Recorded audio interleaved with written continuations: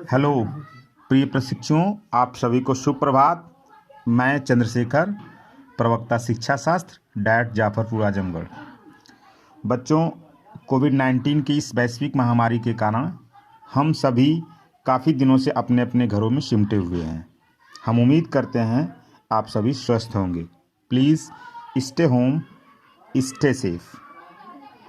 आज हम लोग आपके सैद्धांतिक विषय एजुएट के खंड ब के प्रारंभिक शिक्षा के विकास में संलग्न विभिन्न अभिकरणों एवं उनकी भूमिकाओं का अध्ययन करेंगे।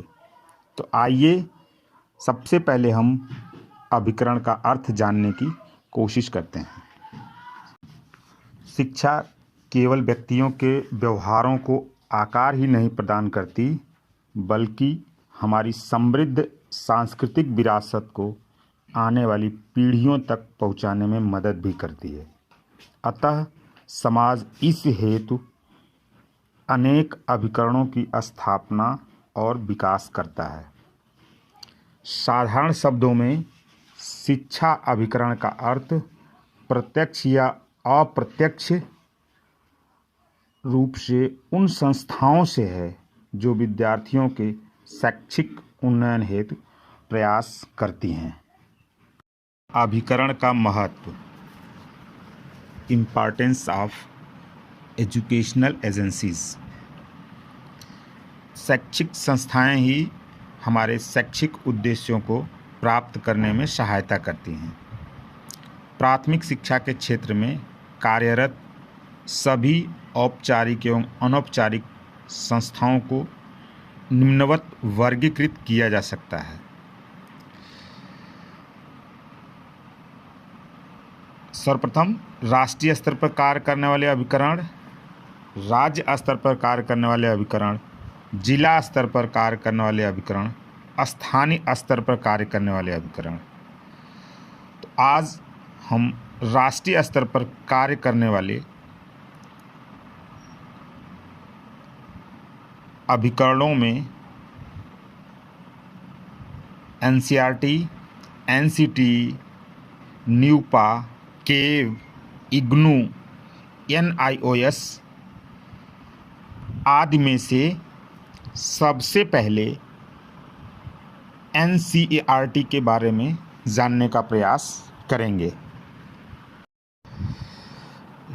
जैसा कि आप सभी जानते हैं, NCERT that is national council of educational research and training, राष्ट्रीय शैक्षिक अनुसंधान एवं प्रशिक्षण परिषद की स्थापना 1 सितंबर 1961 को भारत सरकार द्वारा एक स्वायत्त संस्था के रूप में की गई। इसके वर्तमान निदेशक सितंबर 2015 से श्री ऋषिकेश सेनापति हैं। यह विद्यालयी शिक्षा यानी कक्षा 1 से 12 तक से जुड़े मामलों पर केंद्र और राज्य सरकारों को सहायता एवं सलाह देने का कार्य करती है।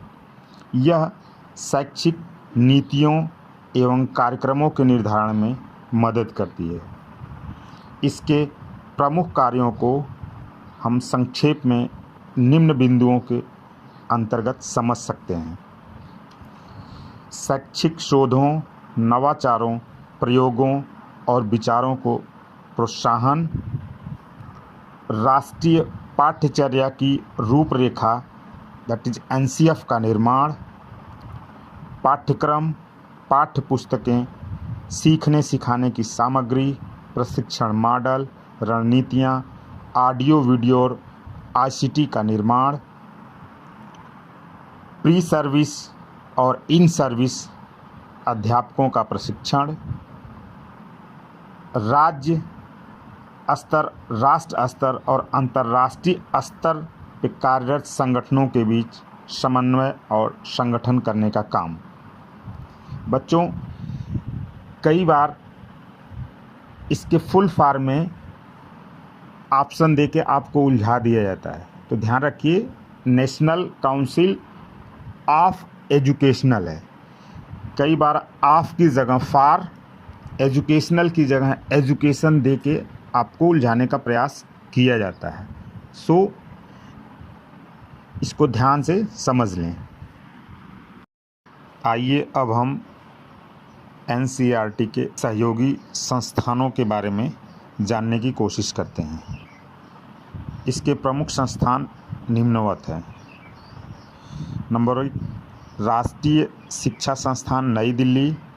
नंबर 2, केंद्रीय शिक्षा प्रौद्योगिकी संस्थान नई दिल्ली। नंबर 3, पंडित सुंदरलाल शर्मा केंद्रीय व्यावसायिक शिक्षा संस्थान भोपाल। और इसके साथ ही साथ क्षेत्रीय शिक्षा संस्थान अजमेर, क्षेत्रीय शिक्षा संस्थान भोपाल, क्षेत्रीय शिक्षा संस्थान भुवनेश्वर, क्षेत्रीय शिक्षा संस्थान मैसूर और उत्तर पूर्वी क्षेत्रीय शिक्षा संस्थान शिलांग आदि इसके आनुषंगिक संगठन हैं।